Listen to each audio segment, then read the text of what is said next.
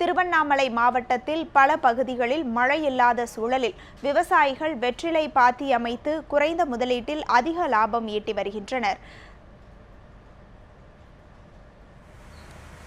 திருவண்ணாமலை அடுத்த ஆராஞ்சி, ஏந்தல், சம்பந்தனூர், பள்ளிகொண்டப்பட்டு சுற்று வட்டார பகுதிகளில் சுமார் 100 ஏக்கர் பரப்பளவில் வெற்றிலை தோட்டங்கள் அமைக்கப்பட்டுள்ளன. சிறுகமணி, காப்பிக்கொடி, சோழவந்தான் போன்ற வெற்றிலை ரகங்கள் இங்கு சாகுபடி செய்யப்படுகின்றன.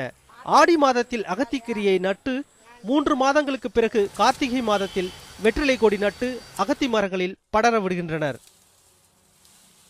1 ஏக்கர் வெத்தலை பயிரில் 1 ஏக்கருக்கு செலவு இன்னுமோ கம்மியாக ஒரு 30,000 40,000 ரூபாயில் செலவு பண்ணியிருக்கிறோம். 1 ஏக்கர் 2 லட்சம் ரூபாய் அளவுக்கு வெத்தலை வியாபாரம் பண்ணியிருக்கிறோம், விற்றுருக்கிறோம்.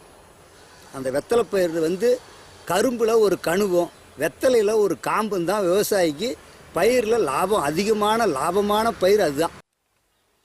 1 ஏக்கருக்கு 30 முதல் 40,000 ரூபாய் முதலீட்டில் 2 லட்சம் ரூபாய் வரை லாபம் அடைவதாக விவசாயிகள் கூறுகின்றனர். வெற்றிலைக்கு தண்ணீர் அதிக அளவில் தேவைப்படுவதில்லை. 3 நாட்களுக்கு ஒரு முறை தண்ணீர் பாய்ச்சினால் போதுமானது. பராமரிப்பும் பெரிய அளவில் தேவைப்படுவதில்லை.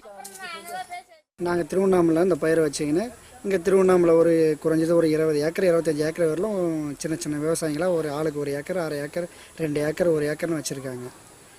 எல்லா பயிரோட இந்த பயிர் ஓரளவுக்கு பரவாயில்லன்னு சொல்லலாம். பெருமளவு இயற்கை உரங்களையே வெற்றிலை கொடிகளுக்கு பயன்படுத்துகின்றனர்.